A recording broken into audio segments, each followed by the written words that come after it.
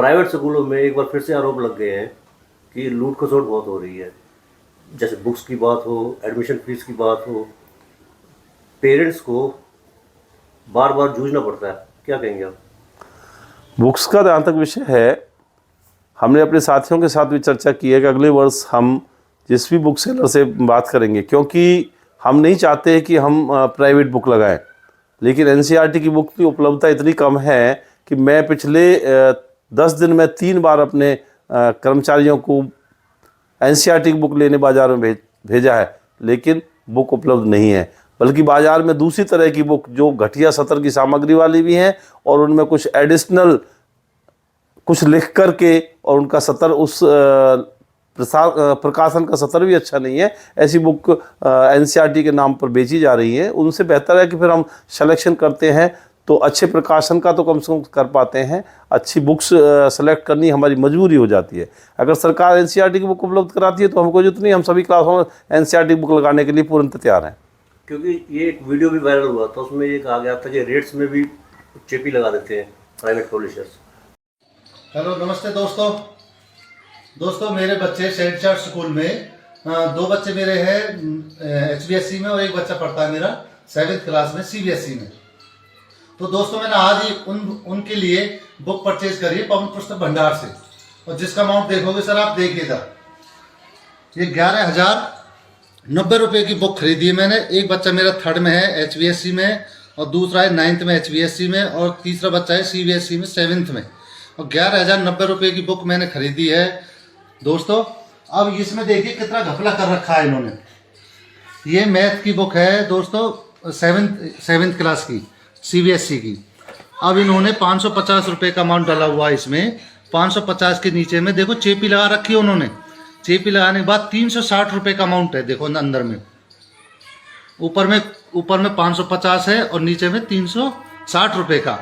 और दूसरी बुक देखिए साहब, ये है मेंटल मैथ की। अब ये देखिए ओरिजिनल अमाउंट है 345 रुपये और ओरिजिनल अमाउंट छुपा हुआ है। और ऐसी ये बुक है, इसका भी देखो अमाउंट छुपा हुआ है और इसका अमाउंट दे दिया 255 रुपये। ऐसे अपने अपने रेट बना रखे हैं इन्होंने। और ये एक बुक है मेरी, ये 3rd क्लास में बेटी पढ़ती है, इसका भी देखिए दोस्तों 570 रुपये लिखा हुआ है, 500 और ओरिजिनल अमाउंट छुपा हुआ है। ये मैंने चेपी से थोड़ा सा स्क्रैच किया था। ऐसी दूसरी बुक है मेंटल बुक की, और इसमें भी 325 रुपये की बुक है और इसमें ओरिजिनल अमाउंट छुपा हुआ है इसका भी। और दोस्तों ऐसी इसमें है, देखो 3rd में 170 रुपये का अमाउंट है और ओरिजिनल अमाउंट छुपा हुआ है। और देखिए दोस्तों 295 रुपये और ये अमाउंट छुपा हुआ है। तो दोस्तों ऐसे इन्होंने घपले कर रखे हैं। तो इनका भ्रष्टाचार को रोकने के लिए दोस्तों ज़्यादा से ज़्यादा कोशिश करें। आपसे मेरी यही निवेदन है कि इन बुकों को खरीदते समय इन पर विशेष ध्यान दिया जाए, बहुत ही अर्जेंट है। इसलिए दोस्तों इस वीडियो को ज़्यादा से ज़्यादा शेयर करें, जिससे कि आप सभी जागरूक हों। धन्यवाद। मैं आपसे एक निवेदन और करना चाहता हूं मंत्री कि आज एडमिशन हो रहे हैं बच्चों के सब जगह। जो सरकारी स्कूल है, दूसरे स्कूल, लूट मचा रखी है, लूट मचा रखी है, लूट मचा रखी है, लूट। एडमिशन का तो अलग, वर्दी के लिए कहते हैं मैं फलान दुकान पे चलता है, वहां से ले आओ ड्रेस। किताबन के लिए कहते हैं फलान जगह से ले आओ ड्रेस। एक पहली के बच्चे की, जो दूसरी का बच्चा 6-6 हजार की किताबें, मंत्री जी कहाँ होगा, ये कैसे पढ़ाएंगे बच्चों को? मैं ये निवेदन आप लोगों से, इस पर पाबंदी होनी चाहिए। डीओ को कहो, किसी को कहो, इन पर बैन लगना चाहिए, इनके खिलाफ कार्रवाई होनी चाहिए, और जो एडमिशन है वो कम से कम होना चाहिए। ये मेरी मांग है, सबकी मांग है, मेरी नहीं है।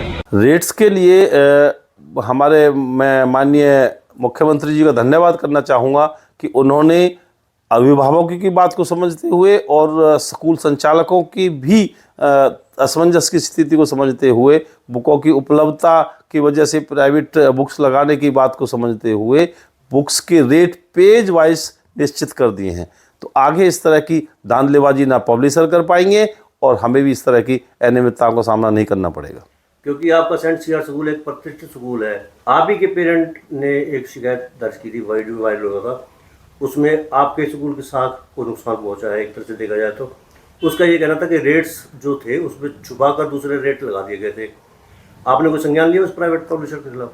हाँ, उसके लिए हमने तत्काल, जैसे मेरे संज्ञान में ये बात आई तो मैंने जो किताबें जहाँ से हम ले रहे थे उनसे बात की और हमने यहाँ तक भी बात कह दी कि अब की बार तो हम बुक्स बिना इस बात को देखे हुए कि आप इस तरह की गड़बड़ कर रहे हैं, आपकी बुक लगा ली है, लेकिन आगे से हम ऐसे पब्लिशर को बिल्कुल भी अपने पास भी नहीं फटकने देंगे और जो बुक्स लगाएंगे मैं स्वयं इस बात को देखूंगा कि इस तरह की कहीं गड़बड़ तो नहीं की जा रही है जिससे अभिभावकों की जेब पर गलत ढंग से प्रभाव पड़े। अच्छा, कई स्कूलों की शिकायत रहती है कि स्टाफ को वेतन देने के लिए धन नहीं है। उसका एक कारण बताते कि जो पेरेंट्स हैं वो फीस समय पर नहीं देते हैं।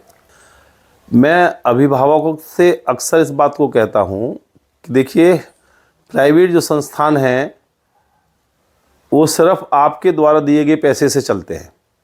सरकार की तरफ से कोई किसी तरह की मदद नहीं मिलती है और यहाँ तक कि सरकार कई बार किसी फंड्स के नाम पर प्राइवेट स्कूलों से पैसा लेती है।